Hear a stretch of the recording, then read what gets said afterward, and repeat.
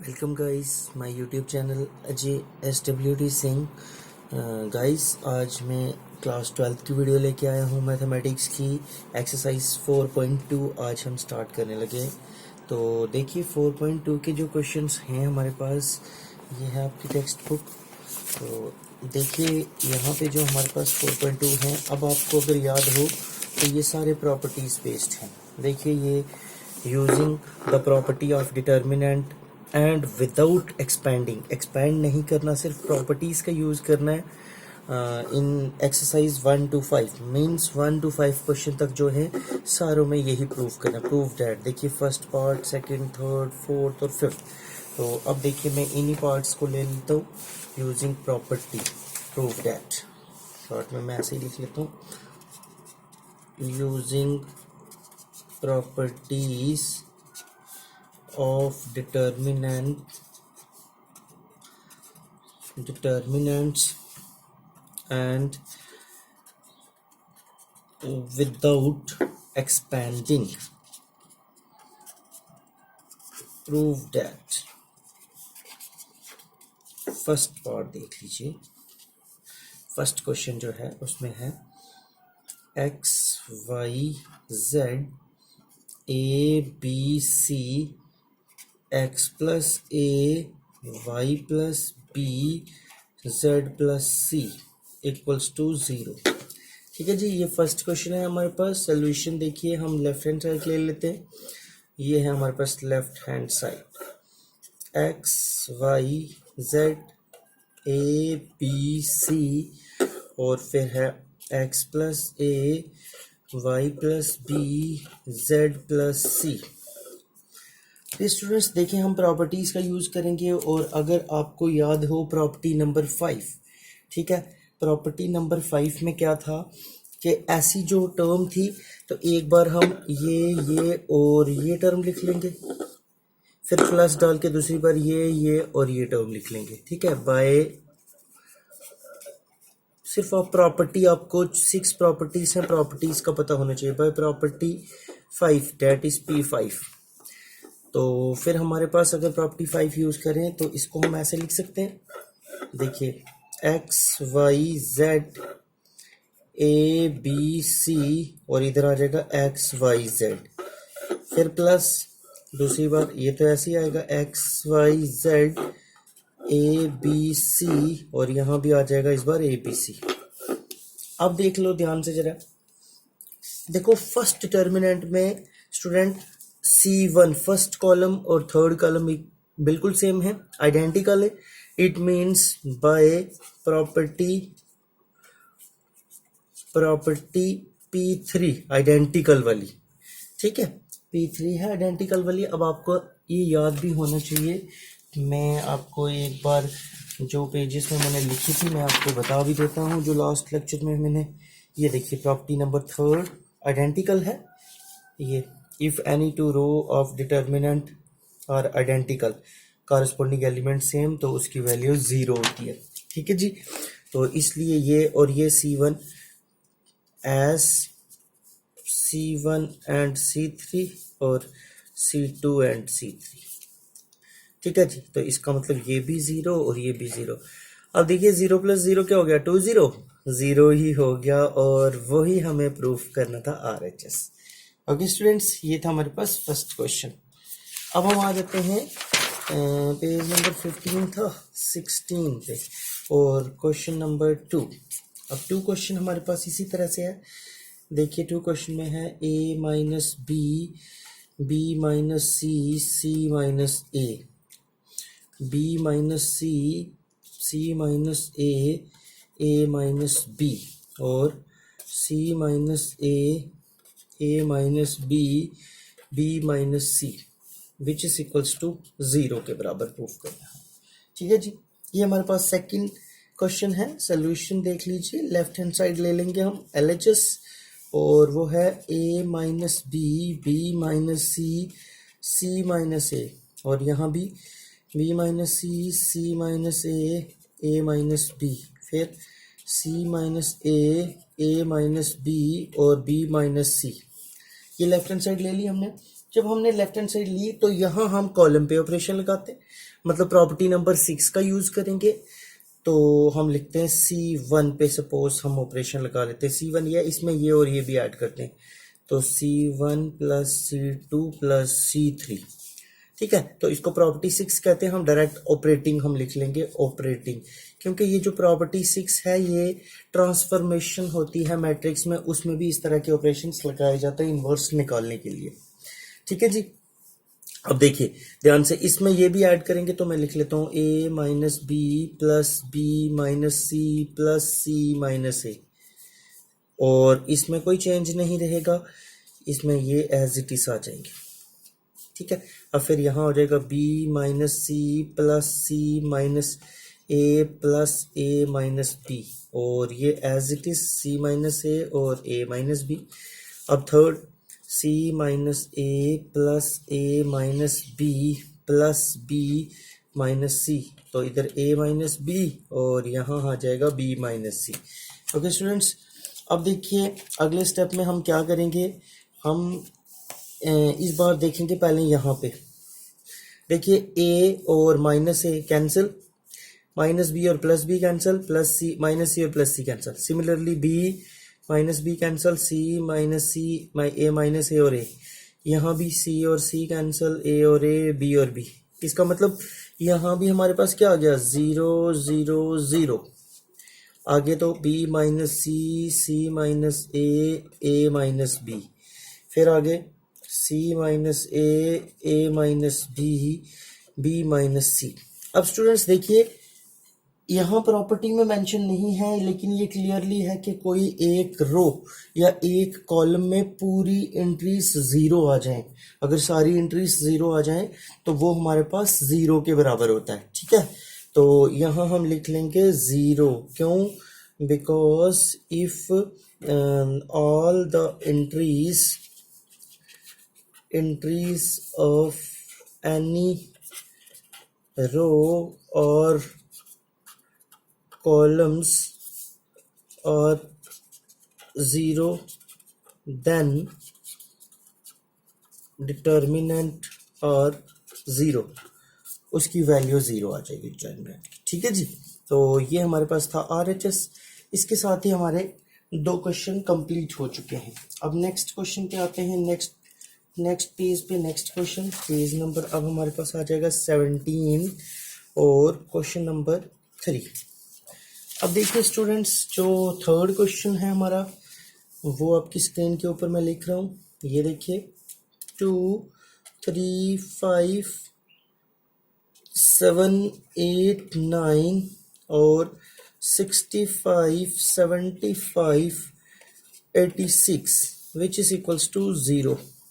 Dear students, 2 दिन मैं video नहीं अपलोड कर पाया क्योंकि टेक्निकली नेट में भी कुछ प्रॉब्लम थी, तो इस वजह से कह सकते हैं, तो इसलिए आज मैं ये नई वीडियो बना के अपलोड कर रहा हूँ। तो आप लोगों से मैं सॉरी मांगता हूँ, क्योंकि कई बार टेक्निकली भी प्रॉब्लम हो जाती है। मैं भी चाहता हूँ कि जल्दी से जल्दी आप लोगों के ज़्यादा से ज़्यादा वीडियो अपलोड की जाए ताकि आप लोगों को कोई प्रॉब्लम ना आए। तो देखिए, अब कोशिश तो मैं भी लगाऊं कि जल्दी से जल्दी कंप्लीट करूं, बट हमारे पास साल तो पूरा है, कोई बात नहीं। आपको जितना मैं भेज रहा हूं, जो वीडियो अपलोड कर रहा हूं, आप उसको देख लिए और पीछे वाली जो वीडियो डाली हुई है एटलीस्ट वही रिपीट करके देख लीजिए तब तक। तो देखिए सोल्यूशन पे आते हैं और लेफ्ट हैंड साइड ले लेते हैं। 2 3 5 7 8 9 और 65 75 86। अब देखिए स्टूडेंट्स, हम इसको क्यों ना ब्रेक करें। ठीक है, हम इसको करते हैं ब्रेक पहले। तो देखो इस तरह से क्वेश्चन ही ऐसा दे रखे कि ऑलरेडी ब्रेक हो जाएगा। तो देखो मैं इसको ऐसे लिख रहा हूँ 2 3 5, क्योंकि हमें 0 के बराबर प्रूफ करना है, एक्सपेंड तो करना नहीं। मैं इसको ऐसे लिख सकता हूँ, देखो 9 × 7, 9 7 = 63 प्लस 2। देखो मैं एक बार ये लाइन भी ले आऊँगा, ये लाइन भी ले आऊँगा। फिर 9 × 8 करो, देखो 8 3 9 8 72 प्लस 3 करे तो 75। फिर 9 × 9 81 प्लस 5 करे तो 86। ठीक है जी। देखो ये 2 3 5 भी इधर आ गई, 2 3 5 7 8 9 7 8 9। अब हम प्रॉपर्टी 5 का यूज करेंगे, बाय प्रॉपर्टी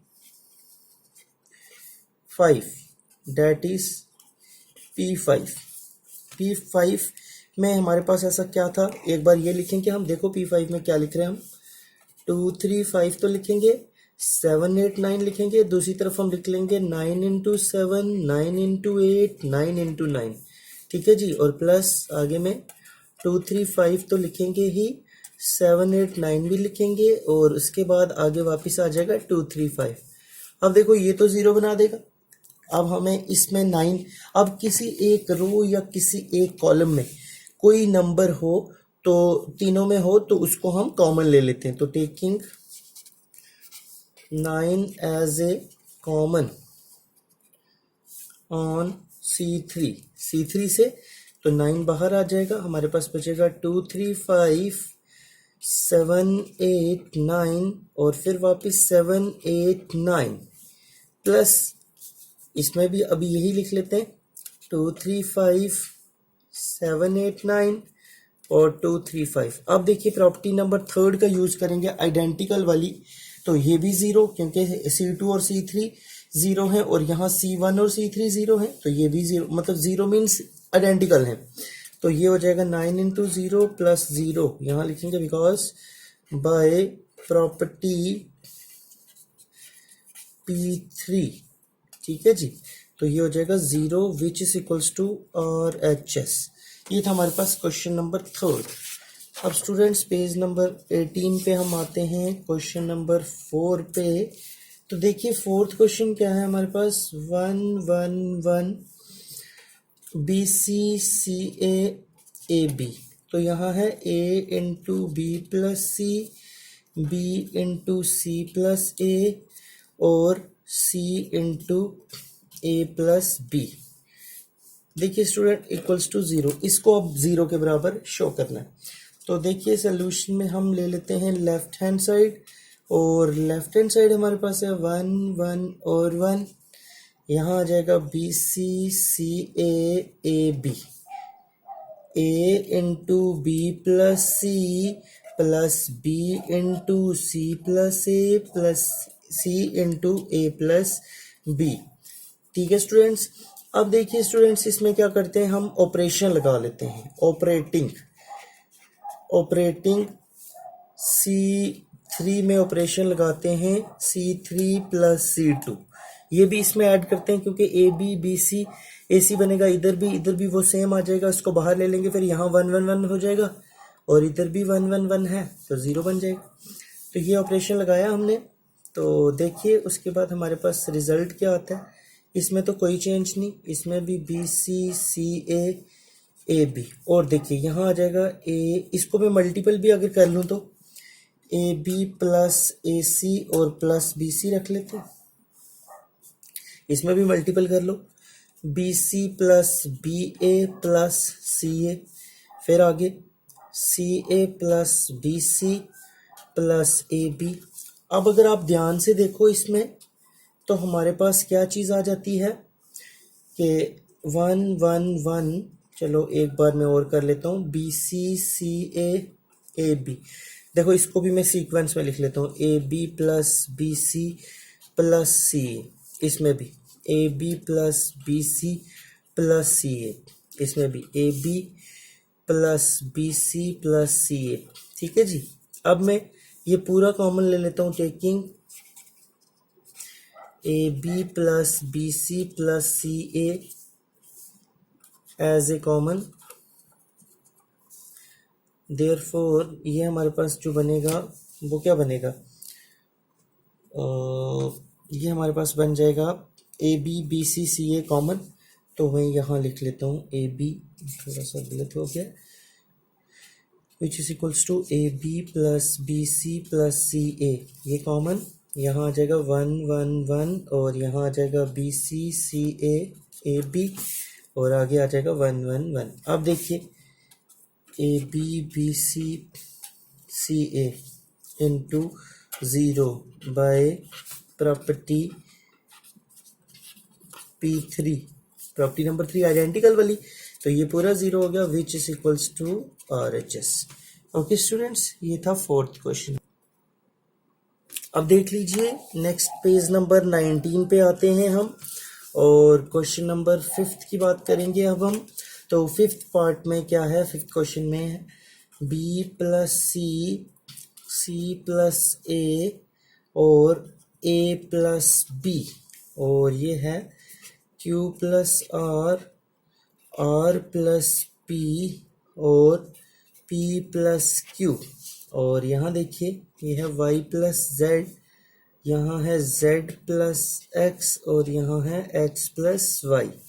और हमें किसके बराबर शो करना है, इसको प्रूव करना है to determinant of A B C P Q R और X Y Z. Okay students, ये पार्ट है हमारे पास जो हमें प्रूफ करना है। तो सोल्यूशन में देखिए हम लेफ्ट हैंड साइड ले लेंगे, लेफ्ट हैंड साइड, और लेफ्ट हैंड साइड में देखिए है B plus C plus A plus B, फिर है Q plus are plus P और P plus Q, Y plus Z plus X और X plus Y. Okay students, अब देखिए हम इस पे ऑपरेशन लगाते हैं। देखिए इसमें ए बी है तो हम R3 में ऑपरेशन लगाते हैं, R3 plus R2 plus R1 operating.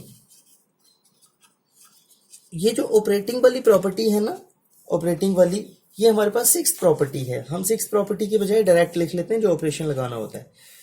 तो देखिए R1 में तो कोई चेंज नहीं होने वाला, इधर भी कोई चेंज नहीं होने वाला और इधर भी कोई चेंज नहीं होने वाला। इसी तरह से R2 में भी इधर C plus A R plus P और यहाँ Z प्लस एक्स। अब देखिए स्टूडेंट्स जो चेंजिंग आने वाला है इसमें हमने ऐड किया ये और ये ऐड करेंगे। देखिए ए बी सी, तो यहाँ हमारे पास हो जाएगा 2a 2 बार होगा plus 2b plus 2c। Similarly यहाँ हो जाएगा 2p plus 2q plus 2r और यहाँ हो जाएगा 2x plus 2y plus 2z। ठीक है जी। अब देखिए यहाँ से b प्लस c रखेंगे, q प्लस r ही रखेंगे, y प्लस z ये एज इट इज। यहाँ हो जाएगा c plus a r plus p और z प्लस x और यहाँ हो जाएगा, देखिए 2 कॉमन ले लेंगे तो ये हो जाएगा a plus b plus c, यहाँ से भी 2 common p plus q plus r और यहाँ से भी 2 common x plus y plus z। अब 2 थ्रू आउट कॉमन तो हम लिख लेते हैं टेकिंग 2 एज ए कॉमन, तो ये हमारे पास बन जाएगा 2 बाहर, ये हो जाएगा b plus c plus a और यहाँ बन जाएगा a plus b plus c। इसी तरह से यहाँ बन जाएगा q plus r plus p और यहाँ बनेगा p plus q plus r और यहाँ बनेगा y plus z plus x और यहाँ x plus y plus z। ठीक है जी, ये हमारे पास आ गया डिटर्मिनेंट। जब स्टूडेंट्स ये चीज़ बन गई हमारे पास तो अब हम क्या करेंगे, हम ऑपरेशन लगाते हैं। अब हम ऑपरेटिंग R1 पे हम ऑपरेशन लगाते हैं R1 माइनस R3। इसी तरह से R2 पे भी ऑपरेशन लगा लेते हैं R2 माइनस R3, क्योंकि इससे माइनस हो जाएगा तो हमारे पास जो रिजल्ट आएगा पेज नंबर 20। अब देखिए जो रिजल्ट आएगा बड़े ध्यान से इसमें देखना है, क्योंकि अगर छोटी सी गलती हुई पूरा क्वेश्चन खराब हो जाएगा। और जो हमारे पास आएगा, देखो सबसे पहले है b प्लस सी माइनस ये करेंगे तो इसमें माइनस ए ही बचेगा, क्योंकि बी सी इसके साथ कैंसिल हो जाएगा, माइनस कर रहे हैं। इधर बचेगा माइनस ए और माइनस ए बच जाएगा, इधर बचेगा माइनस पी और इधर माइनस एक्स। देखिए इधर बचेगा माइनस ए माइनस पी और माइनस एक्स। सिमिलरली यहाँ बचेगा माइनस बी माइनस क्यू और माइनस वाई। ठीक है जी, और ये ऐसे ही रहेगा A plus P plus C P plus Q plus R X plus Y plus Z. ठीक है जी। अब देखिए अब हम क्या करते हैं, अब हमें यहाँ भी कुछ बनाना है ऐसा, यहाँ बनाने के लिए अब हम R3 में ऑपरेशन लगाते हैं। क्या करते हैं, R3 plus R2 plus R1। इसका मतलब R1 में तो कोई चेंज नहीं होने वाला, -a माइनस पी और -x। सिमिलरली R2 में भी कोई चेंज नहीं होने वाला, -b -q और -y। अब देखिए इसमें जब ये ऐड करेंगे तो a और -a कैंसिल, b और -b कैंसिल, तो बच जाएगा c, और यहाँ बच जाएगा p q r बच जाएगा, x y यहाँ z बच जाएगा। अब देखिए हम क्या करते हैं, -1 टेकिंग -1 कॉमन लेते हैं, -1 common from R1 and -1 common from R2। तो देखो हमारे पास -1, ये 2 ऐसे ही रहेगा, -1 R1 से हो गया, R2 से हो गया, तो हमारे पास यहाँ बच गया A B C, इधर बच गया P Q R और यहाँ बच गया X Y Z। अब देखिए माइनस और माइनस ये प्लस हो गया, तो ये हमारे पास बन गया 2 A B C P Q R और X Y Z। Okay students, और यही था हमारे पास RHS। ठीक है जी, तो 10 हम लिख सकते हैं LHS equals to RHS। Dear students, ये हैं 4.2 के पहले 5 क्वेश्चंस।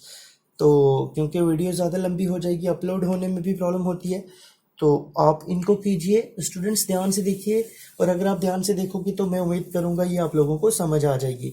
और अगर समझ आती है तो आप इसको लाइक कीजिए, शेयर कीजिए वीडियो को, ठीक है, और मेरे चैनल को सब्सक्राइब कीजिए, ज़्यादा से ज़्यादा आप सब्सक्राइबर बनाइए और मुझे मोटिवेशन मिलेगा, और फिर अगली वीडियो आप तक और भी अच्छे से पहुंचेगी। Okay students, okay, take care.